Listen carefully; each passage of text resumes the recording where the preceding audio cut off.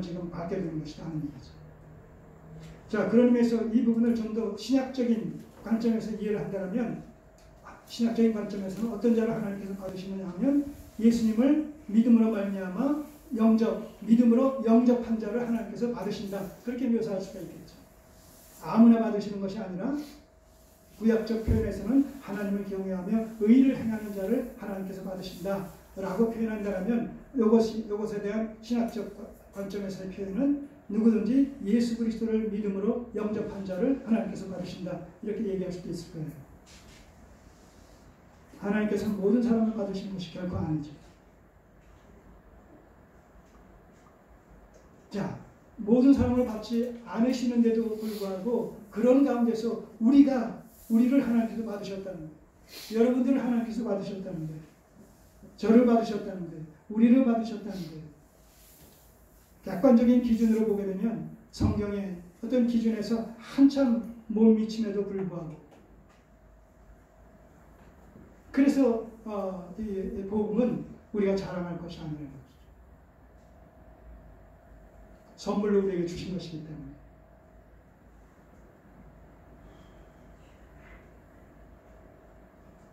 자꾸 말씀드리지만 당시 상황 속에서는 이 고넬료도 베드로도 지금 거기에 참석하고 있는 사람들도 지금 진행되어지는 이 상황 자체를 그들의 의식으로는, 그들의 지식으로는, 그들의 상식과 경험으로는 이해할 수 없는 이런 초이성적인 사건이 벌어지고 있는 것이죠, 지금. 특별히 이 고넬료 사건은 사도행전 1장 8절에서 성령이 임하게 되면 너희가 권능을 받고 예루살렘과 온 유대와 사마리아와 땅끝까지 이르러 내 증인이 될 것이다라는 이 말씀이 지금 사도행전을 통해서 어떻게 하나하나 때와 시를 쫓아서 성취되어 가고 있는지 그 과정을 지금 보여주는 것이거든요. 근데 지금까지 어디까지 왔어요? 예루살렘, 유대, 사마리아, 그리고 땅끝까지 이르는 이 부분, 다시 말해서 이방인과 연관되어진 이 부분에 있어서 지금 우리가 와 있는 거란 말입니다. 자, 그때마다 강조됐던 것이 뭐예요? 예루살렘과 관련해서는 뭐죠? 오순절 성령이 임했단 말입니다. 예루살렘과 유대. 그 다음에 사마리아에서는 우리가 8장에서 살펴봤죠? 핍박이 일어남으로 말미암아 예루살렘의 성도들이 사방으로 흩어져 갔는데 그 중에 한 케이스, 빌립을 예로 들어서 빌립이 사마리아를 전도해서 거기에 많은 사람들이 예수님을 믿게 돼서 그에게 세례를 베풀었죠. 근데 뭐가 임하지 않았다고요? 성령이 임하지 않았다고 그랬어요. 그 소식을 듣고 예루살렘 교회가 이 요한과 베드로를 파송했어요. 그가 와가지고 기도하고 안수할 때 뭐가 임했어요? 성령이 임했단 말입니다. 자, 그래서 그 각 온 예루살렘과 유대와 사마리아와 땅끝까지 이르라는 그 내용, 요 과정을 거쳐서 복음이 증거되어질 때 그곳에 명실상부한 하나님의 택하신 백성들의 구원의 역사와 그로 말미암아 교회가 세워지는 과정 속에서 누가 그것을 보증하고 인준하는 역할을 하고 있냐면 성령께서 그렇게 하신단 말이죠. 성령께서. 그러므로 말미암아서 사마리아나 또 이제 이방 이 고넬료를 비롯해서 이제 그 사도 바울에 의해서 세워지게 되는 이방 교회들의 교회들의 백성들이, 교인들이 모두가 다 성령의 하나 되게 하시는 역사로 말미암아 예루살렘 교회 유대인들로 구성되어진 예루살렘 교회와 본질상 뭐예요? 하나가 되어지는. 에베소서 2장 14절 15절에서 뭐예요? 바로 둘 사이에 막힌 담을, 그 둘 사이라는 얘기는 누구를 얘기하는 거예요? 유대인과 이방인 사이에 막힌 그 장벽을 복음으로 말미암아 그리스도 안에서 그것이 무너지고 깨어지고, 그리고 어떻게 됐어요? 결과 한 세 사람 교회를 이루는 때문에 이제 교회는 뭐예요? 이방인과 유대인으로 구성되어집니다. 자, 그러니까 이것을 또 확대시켜서 세상 사람들을 어떻게 구분할 수 있겠느냐라고 했을 때는 이방인과 유대인이 아니라 이제는 교회와 이방인으로 구분이 될 수 있단 말이에요. 교회와 이방인. 왜냐하면 교회 속에 이방인과 유대인 중에 믿는 자들이 여기에 포함되기 때문에 이제 교회와 이방인이라는 이런 그 구도 속에서 우리가 생각을 해볼 수가 있는 것이죠. 자, 이렇게 발전되어 나가는 그 과정을 지금 여기서 보여주는 거예요. 그냥 세상의 역사를 하나님의 뜻이 세상 속에서 세상 역사를 방편 삼아 진행된다라고 했을 때 아무렇게나 그냥 주먹구구식으로 하나님께서 절대 주권자이시니까 오야 마음대로 그야말로 그렇게 되어지는 것이 아니라 질서의 하나님이시기 때문에 때를 쫓아서 시기를 쫓아서 필요할 때에 필요한 사람들을 세우셔서 정상적인 방법으로 하나님의 뜻이 이루어져 나가는 것이지 계획도 없이 무질서하게 그렇게 하나님의 뜻이 이루어지는 것이 아니라는 것이죠. 그런 걸 지금 여기서 사도행전을 통해서 우리가 발견을 해야 되는 거예요. 사도행전을 우리가 해석할 때 그런 어떤 패러다임이 있다는 것입니다. 자, 그래서 베드로는 이 설들을 통해서 이 복음의 대상이 유대인뿐만 아니라 복음의 세계화, 복음의 세계화로 말미암아 구원의 보편화, 바로 이 부분을 함께 더불어 언급하고 있는 것이죠. 그래서 복음이 이제 유대인들만의 어떤 전유물이 아니라 누구라도 들을 수 있고 누구라도 믿는 자는 다 구원받을 수 있는 복음의 세계화와 구원의 보편화라는 이런 주제를 가지고 지금 설교를 하고 있는 것이죠. 그 사실을 깨달았다는 거예요. 베드로가 그 환상을 통해서 또 지금까지 여기까지 고넬료 가정에 와서 그의 고넬료가 또 봤던 환상의 얘기를 들으면서 그것을 종합해 왔을 때 그 두 환상을 고넬료의 환상과 자기가 봤던 환상을 종합해서 해석해 봤을 때 바로 이런 사실을 깨닫게 됐다는 것이죠. 엄청난 계시의 진보죠. 오늘 우리에게 그런 진보가 있습니까? 전통적인 신앙 관에서부터 이제 말씀에 근거해서 계시의존적인 이런 신앙관으로의 획기적인 이런 어떤 전환, 진보 이런 것들을 경험하고 계십니까? 네. 그렇다면 우리의 신앙의 어떤 정체성도 과거 전통적인 신앙, 기복적인 신앙에 근거했던 신앙관에서 이제 계시의존적인 신앙관으로 이게 전이가 됐다면, 바뀌어졌다면 거기에 따라서 우리의 신앙 생활 자체도 그만큼 한 단계, 두 단계, 몇 단계 업그레이드가 되어진 이런 상황 속에서 우리가 하나님을 알고 또 안 만큼 또 그분을 섬겨 나가야 되지 않겠습니까?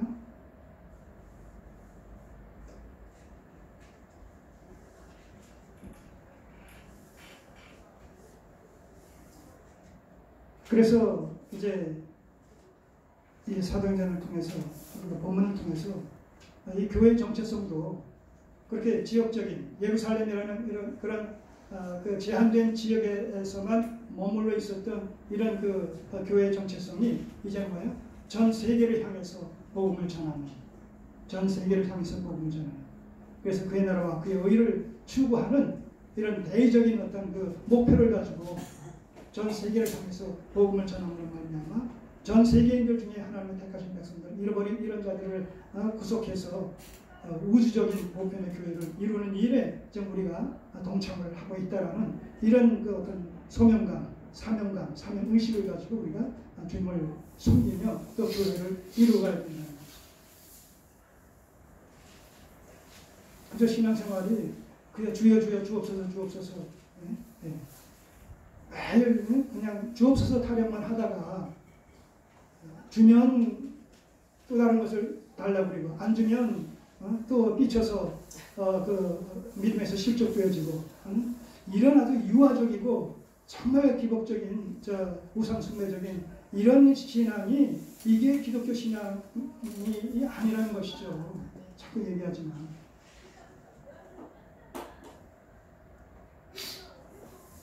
몇 거풀을 우리가 벗어야 되는데 그 거풀을 벗는다는 얘기가 뭐냐면 우리가 옛사람에 속했던 그런 것들 영육간에 그 자꾸 허물을 벗고 또 벗고 또 벗고 또 벗어야 되는 끊임없이 벗어야 되는 물론 거기에 아픔이 따르지만 진통이 따르지만 그래야 된다는 것입니다.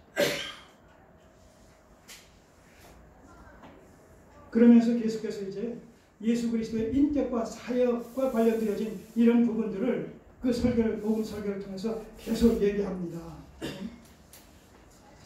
36절에 보면 만유의 주 되신 예수 그리스도로 말미암아, 만유의 주다. 여러분, 만유의 주다라고 하는 것은 하나님에 대한, 하나님을 지칭하는 표현이에요.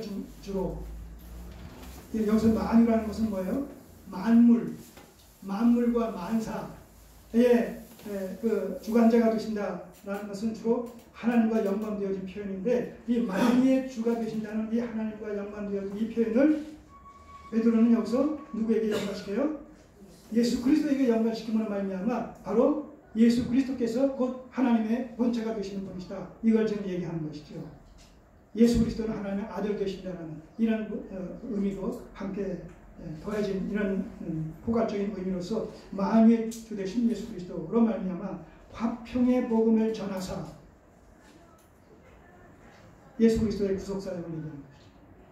예수 그리스도의 십자가의 죽음은 바로 우리를 죄로부터 구속하셔서 원수되어졌던 하나님과의 관계를 다시 회복시키고 화목시키기 위해서 화목제물로 오셨다. 그래서 화목제물로서 십자가에 달려 죽으셨다. 근데 죽으신 것으로 끝나는 것이 아니라 하나님께서 다음 만에 그를 죽은 자 가운데서 다시 살리셨다. 그래서 우리의 구주가 되게 하셨다. 그러니까 누구든지 이 예수를 믿으면 죄사함을 받고 의롭게 되어지고 하나님의 자녀가 되는 이런 특권을 소유하게 된다. 이 얘기를 지금 하는 거예요. 지금 이 복음의 설교 속에서. 그 뒤에 내용이 다 그겁니다. 지금. 그리고 그런 의미에서 그의 사역은 그의 선구자로 앞서왔던 뭐예요? 세례 요한의 사역에서부터 예수 그리스도의 사역은 사실상 시작된 것이다. 이 얘기를 지금 하는 것입니다. 그리고 38절, 하나님이 나사렛 예수에게 성령과 능력을 기름 붓듯 하셨음에 저가 두루 다니시며 착한 일을 행하시고 마귀에게 눌린 모든 자를 고치셨으며, 이게 치유사역과 촉사사역, 예수님의 공생의 사역 속에서 기간 동안에 행했던 이런 내용을 쭉 소개하는 거예요. 하나님께서 그와 함께 하심으로 말미암아 이런 일들이 일어났다는 것이죠. 39절, 우리는 유대인의 땅과 예루살렘에서 그의 행하신 모든 일의 증인이라. 바로 이런 예수님의 증인된 자의 위치에 있는 자들이 바로 12 사도라 하는 얘기죠. 사도들이다. 우리가 바로 예수님의 그 공생의 사역 속에 함께 하고 있었기 때문에 예수님의 삶과 죽음과 부활의 증인된 자들이 바로 우리다. 그러니까 우리가 얘기하는 얘기는 누구에게 들은 얘기가 아니라 직접 보고 직접 듣고 직접 경험했던 바를 지금 얘기하는 것이다. 이 사도로서의 그들의 입에서 선포되어진 말씀에 대한 말하자면 객관성, 또 하나님께서 그들의 권위를 인정해 주신다는 이런 그 의미들이 여기에 담겨 있죠. 그 행하신 모든 일의 증인이라. 그를 저희가 나무에 달아 죽였으나 하나님이 사흘 만에 다시 살리사 나타내시되 모든 백성에게 하신 것이 아니요 오직 미리 택하신 증인 곧 죽은 자 가운데서 일어나신 후 모시고 음식을 먹은 우리에게 하신 것이라. 예. 부활하신 예수 그리스도께서 만민 가운데 다 드러나 주신 것이 아니라 택하신 백성들에게 제한적으로 드러나셨다. 바로 그들 중에 우리가 그 중심된 위치에 있다. 자, 그런 의미에서 사도들의 이야기는 예수 그리스도의 인격과 사역에 대한 정확한 이런 그 내용들을, 사실들을 지금 선포하고 또 증거하는 그런 그 성격이 되어진다. 그렇기 때문에 지금 베드로가 이렇게 얘기하고 있는 바가 지금 고넬료와 그의 가족들이 듣는 이런 입장에서 사실로 받아들여야 된다. 이걸 강조하는 것이죠. 지금 41절, 모든 백성에게 하신 것이 아니요 음식을 먹은 우리에게 하신 것이라. 자, 42절, 우리를 명하사. 자, 이 사도들을 통해서 이제 예수님의 사역이 계속 계승되어지는 이 부분, 계승되어져야 될 부분을 지금 강조하는 것입니다. 우리를 명하사, 사도들을 명하사, 부활하신 주님께서 사도들을 명하사 사도들에게 백성에게 전도하되 하나님의 산자와 죽은 자의 재판장으로 정하신 자가 곧 이 사람인 것을 증거하게 하셨고, 자, 예수 그리스도께서 하나님의 아들이실 뿐만 아니라 또 우리의 구주가 되실 뿐만 아니라 심판 때에 재판장이 되실 분이 바로 그리스도다 하는 거죠. 모든 심판의 권세를 하나님께서 누구에게 주신다고 하셨어요? 요한복음 5장 22절에 보면 바로 주님에게 주신다고 했습니다. 자, 그렇기 때문에 예수께서는 하나님과 더불어 심판의 자리에 좌정하셔서 하나님의 명을 받들어서 심판을 집행하시는 이 재판관의 당사자가 되신다. 이렇게 정리를 할 수가 있겠습니다. 그럴 뿐만 아니라 예수님의 심판주 되심을 증거할 뿐만 아니라 43절 저에 대하여 모든 선지자도 증거하되 저를 믿는 사람들이 다 그 이름을 힘입어서 주의 사함을 받는다 하였느니라. 자, 구약의 선지자들에 의한 모세의 율법과 선지서와 시편에서 바로 예수 그리스도의 메시아 되신 구주 되신 누구든지 저를 믿으면 구속함을 받는다라는 이런 사실들이 구약의 선지자를 통해서 이미 선포되어져 왔는데 바로 그 당사자가 누구냐? 예수 그리스도다 하는 거죠. 복음의 핵심을 좀 증거합니다. 오늘 우리에게도 복음의 증인된 삶을 살 것을 성경은 주님께서는 강력히 요구하고 계십니다. 그러기 위해서는 뭐예요? 우리의 미래지향적인 소망에 관해서 묻는 자들에게 우리가 소망의 이유에 대해서 답변할 내용들을 갖고 있어야 되죠. 왜 당신은 예수 그리스도를 믿습니까? 왜 당신은 사후세계를 믿습니까? 왜 당신은 이 부활 교리를 믿습니까? 이런 것에 대해서 우리가 우리의 소망의 이유를 묻는 자들에게 답변할 수 있는 그런 내용들을 우리가 갖고 있어야 된단 말입니다. 그래야지 복음을 증거하지 않겠습니까? 전도자의 삶을 감당할 수 있지 않겠습니까? 그저 하나님을 이기적이고 자기중심적인 이런 입장에서만 이해를 하고 인식을 하고 믿는다고 했을 때 기껏해야 나의 육신적인 필요, 나의 현실적인 문제 해결의 당사자로서 하나님을 우리가 신앙한다면 그것은 하나님이 아니라 성경에 계시는 하나님이 아니라 뭐라고요? 하나님이라는 이름을 가진 사실은 우상을 섬기는 것에 불과하다라는 말씀을 드렸습니다. 그런 것이 아니라는 것이죠. 하나님의 구속의 경륜, 창세전부터 하나님께서 계획하셨던 그 에베소서 4장 1절, 4절, 3절 이하에 4절 이하에 14절까지 이런 삼위 하나님의 구속의 경륜과 그 선 계획이 이제 어떻게 세상 역사 속에서 후 성취되어지는지 그 과정 속에서 오늘 우리가 어떤 위치에 서 있는지 우리가 마땅히 해야 할 바의 도리가 무엇인지 이런 것을 우리가 그 총체적인 계시의 관점에서 바르게 이해를 하고 있고 해석을 하고 있고 정리를 하고 있음으로 말미암아 우리의 삶이 그저 무사람에 잠시 있다 죽음으로 끝나버리는 그러한 자연적인 어떤 자연인의 삶을 사는 것이 아니라 하나님의 백성으로서의 분명한 정체성을 가지고 하나님의 기뻐하시는 뜻 가운데서 그분의 나라를 이루어 드리는 일에 우리의 생애가 기여되고 있다는 이런 분명히 구속사관에 입각한 신앙관을 가지고 우리가 신앙생활을 해야 된다는 것이죠. 그래야지 우리의 삶의 그 여정 속에 우리의 또 앞에 어떤 태산 줄령 같은 어려움들이 시련이 주어진다 손 칠지라도 가시적으로 보이는 그것에 매이지 않고 그 모든 현상을 그 상황을 환경을 주관하신 하나님을 바라봄으로 말미암아 우리 앞에 놓인 그 태산 줄령 같은 어려움을 넉넉히 믿음으로 강례할 수 있게 된다는 것이죠. 믿음이라는 그런 것이에요. 그래서 바라는 것들의 실상 꼬집어드는 것의 증거라고 그렇게 얘기하고 있는 이유가 거기 있는 것이죠. 믿음. 없는 것을 있는 것처럼 들리지 않는 것을 들리는 것처럼 하나님의 말씀에 입각해서 믿고 확신하는 이런 마음가짐이 마음의 상태가 믿음이란 말입니다. 자, 마지막으로 이제 고넬료 가족들이 성령의 인침을 받는 성령 세례를 받는 사건입니다. 이렇게 44절 베드로가 이 말할 때 이렇게 예수 그리스도의 인격과 사역에 근거한 복음 설교를 행하는 과정 속에서 끝났을 때가 아니라 과정에서 말씀을 전하는 그 과정 속에서 지금 이런 조자인적인 현상이 또 일어나는 거예요. 44절. 베드로가 이 말할 때에 앞에 얘기 복음 설교를 할 때에 성령이 말씀을 듣는 모든 사람에게 내려오시니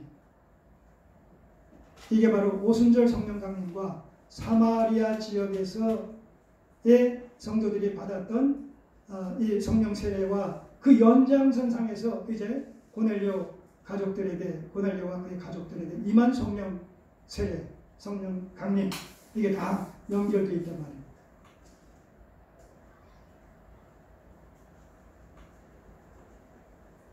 그리고 이 세 단계가 바로 온 유대와 예루살렘과 유대, 사마리아, 그다음 땅끝까지 이르러 복음의 증인이 되라고 말씀하신 그 말씀을 하나의 그 베이스로 깔고 저변에 깔고 그 말씀이 이루어지는 그 현실 속에서 그때마다 성령께서 보증으로 저들의 구원을 인쳐주시는 그래서 냉학적으로 이것이 서로 상통하는 결국 하나 되는 성령의 하나 되게 하시는 그래서 사마리아 교인들이나 이 로마 교인들이나 로마 교인들 내지는 이방인 교인들로 그 상징되어지는 대표되어지는 고넬료 가족들이나 예루살렘의 유대인들 그 성도들이나 이 모두의 근본적으로 이게 모두가 다 하나다라는 것을 갖다가 지금 보여주시는 것이죠.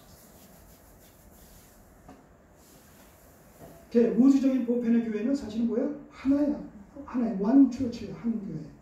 이 한 교회가 보편의 천상의 하나의 교회가 지상에 존재할 때는 불가피하게 각 지역에 존재할 수밖에 없는 지역교회의 성격을 띠고 존재할 수밖에 없기 때문에 여러 교회로 나눠질 수밖에 없는 것이지만 그러나 이것은 본질상 뭐예요? 바로 하나의 교회로 규합되는 것이죠.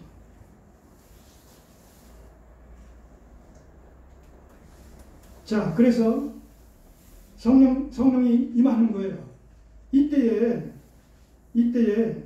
함께 따라왔던 할례받은 신자들이 요바에서 두 사람 따라왔다고 그랬죠.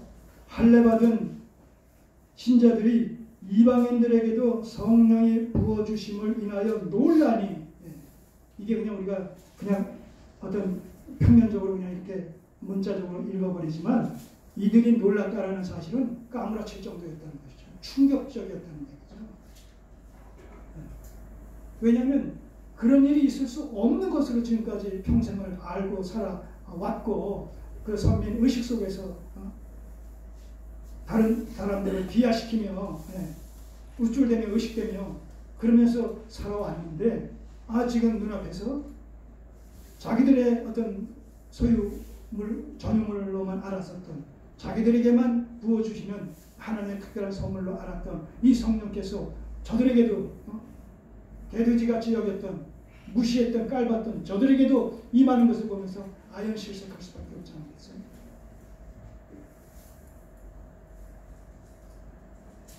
하나님의 구원은 우리에게뿐만이 아니라 모든 사람을 다 포괄하고 있구나.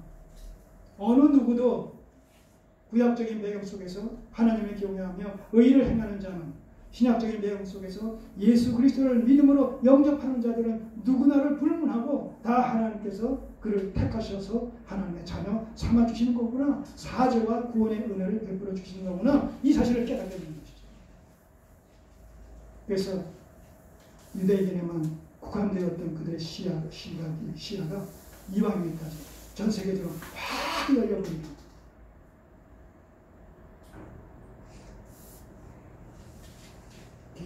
계시관의 어떤 확장이라고 할까요?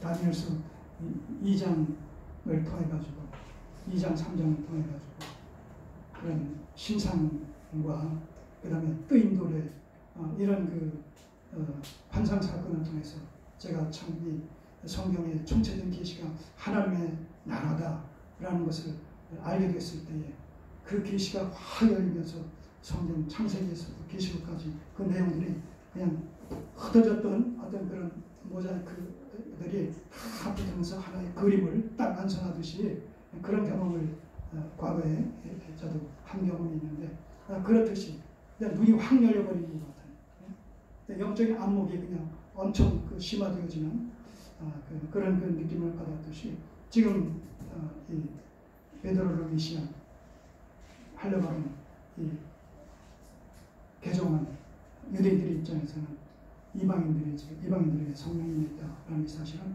이건 충격적인 사건으로 받아들일 수밖에 없었던 것이죠.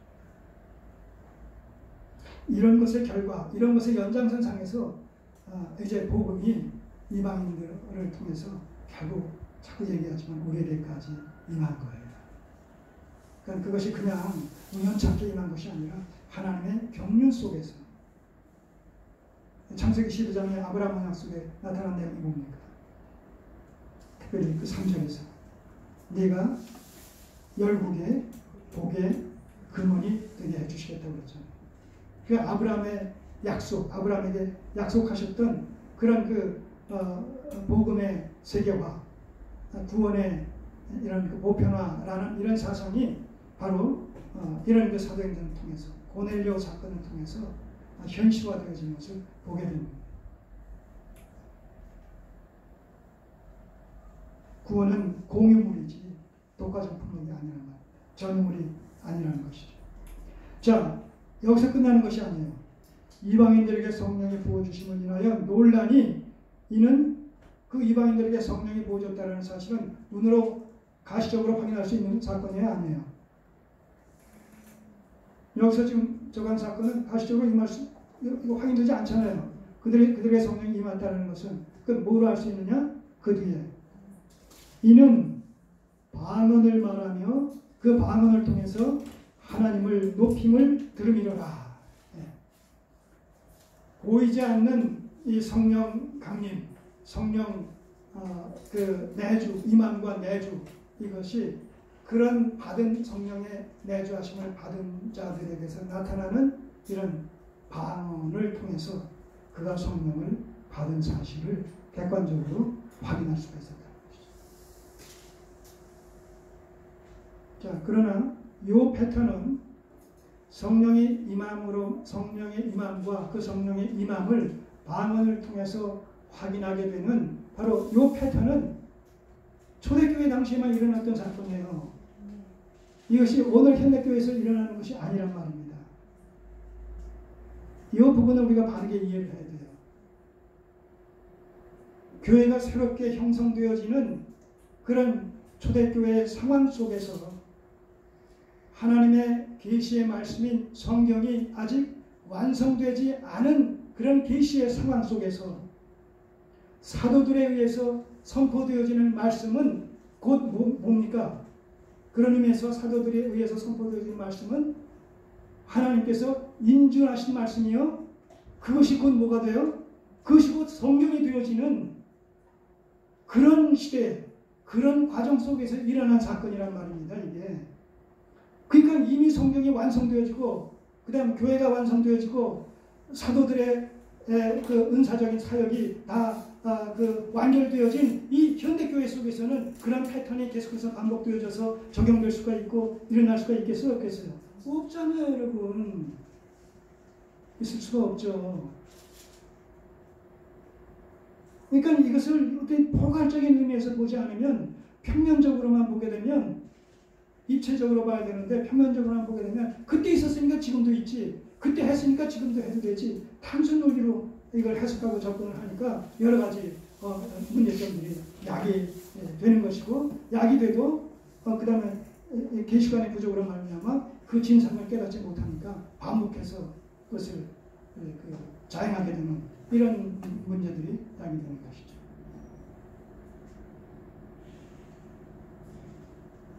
오순절 성령의 역사는 단회적인 사건이다, 반복되는 사건이다. 반복된다, 단회적이다. 단회적이란 말이죠, 단회적이다. 교회의 창설과 관련되어진, 교회 창설과 관련되어진 사건이기 때문에, 또 그것은 예수 그리스도의 십자가의 구속사역의 완성과 관련되어진 사건이기 때문에 그리스도께서 구속사역을 완성하시고 승천하시면서 계속해서 그리스도의 사역의 계승을 위해서 바톤 터치를 해가지고 성령께 보혜사 성령이 대신 오심으로 말미암아 그 성령께서 예수님의 사역을 계속해서 수행해 나가시는 이런 맥락 속에서 주님과 성령께서 바톤 터치를 하셨단 말입니다. 근데 그 성령께서 오순절 성령께서 반복해서 오신다라고 하면 그러니까 예수 그리스도의 십자가의 사역이 반복해서 일어나야 된다는 것과 맞물려 있단 말입니다. 근데 가능해요? 예수님이 계속해서 죽으셔야 돼요? 또 오셔서 죽으시고 또 오셔서 죽으시고 한 번 죽으심으로 말미암아 우리의 죄를 영원히 도말하셨어요. 예수님의 십자가의 구속사역은 단회적인 사건이에요. 단회적인 그 예수님의 구속사역과 연관되어진 오순절 성령 강림 사건도 단회적인 사건일 수밖에 없는 거예요. 그렇기 때문에 초대교회에서 일어났던 사건들은 단회적인 사건으로 이 땅에 이 교회 속에서 현대교회 속에서 반복해서 재현될 수 없는 사건이란 말입니다. 이해하시겠어요?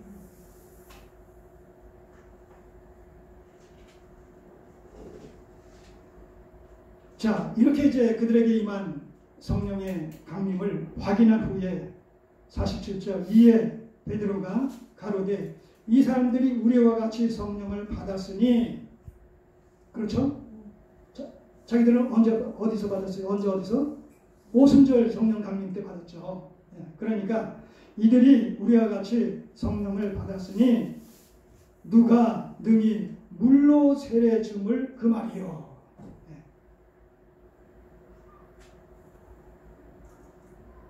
이게 사실은 현대교회 속에서 일어나고 있는 진행되는 패턴이죠. 주님을 영접함으로 말미암아 구원을 받고 그 구원을 받는 것이 곧 성령 세례를 받는 것이요. 그러고 그 다음 단계가 뭐예요? 그가 구원받은 하나님의 백성으로 확인되어졌을 때 그가 교회 앞에서 뭘 베풀죠? 세례를 베풀죠. 침례를 베풀죠. 그래서 교회 앞에 세상 앞에 나 옛사람은 죽었고 이제 그리스도에게 연합되어져서 옛사람은 죽었고 새사람이 됐습니다. 앞으로는 믿음으로만 살 겁니다. 나는 죽고 내 안에 계신 그리스도께서 사시는 삶을 살아갈 겁니다. 이걸 하나님과 교회 앞에 뭐예요? 증언하는 거예요. 결혼식과도 같이 말하잖아요. 또 세례 받으셨어요? 침례 받으셨어요? 그럼 그 예식 때 하나님 앞에서 고백했던 고백의 삶을 그 고백을 기억하고 계세요? 그 고백의 삶을 살아가고 있어요? 그 고백의 삶에 대해서 현실 속에서 끊임없이 또는 70대 때로 회고하고 있어요? 기억하고 있어요? 그래서 우리의 삶을 잘못된 어떤 방향성을 다시 하나님을 향해 틀고 바른 방향으로 가고자 애쓰고 노력하는 바가 있어요? 그래야 된단 말입니다. 그저 세례받은 것이 침례받은 것이 과거의 하나의 역사로 기억될 뿐 가물가물 기억될 뿐 그리고 거의 생각하지 않은 상태에서 타성에 젖어 생활할 뿐 그때 그 고백과 그 간증과 동떨어진 삶을 산다면 안 된단 말이에요. 끊임없이 우리 자신을 돌아보면서 부르심이 합당한 종이지 네가 진리의 말씀을 옳게 분별하며 부끄럽고 싶은 일꾼으로 인정된 자로 자신을 하나님께 드리기를 힘쓰라는 이 말씀을 쫓아서 옛사람을 벗고 새사람을 날마다 입는 이런 삶이 우리가 이 땅에서의 삶이 맞춰질 때까지 부단히 반복되어져야 되겠습니다. 고넬료를 이방인된 고넬료를 성령께서 인치셔서 구원의 반열에 세워주셨듯이 그 연장선상에서 오늘 우리를 구원하신 하나님을 찬양합니다. 이 은혜를 우리가 느끼면 깊이 느끼면 느낄수록 우리의 생애가 하나님 앞에 보다 깊이 온전히 연락되어지는 삶을 살아가는 일에 날마다 큰 진보가 있기를 소원합니다. 기도드리겠습니다. 아버지 하나님 감사드립니다. 우리의 믿음, 우리의 신앙, 우리의 고백이 헛된 것이 아니라 아버지 하나님의 크신 긍휼 속에서 현실화되어진 것이 그것을 믿고 확신하며 우리 남은 생애가 부르신 합당한 종의 직분들을 감당하는 데 날마다 최선으로 경주하도록 하옵소서. 예수님의 이름으로 기도드립니다. 아멘. 일어나셔서 우리 참장으로 찬양드리겠습니다.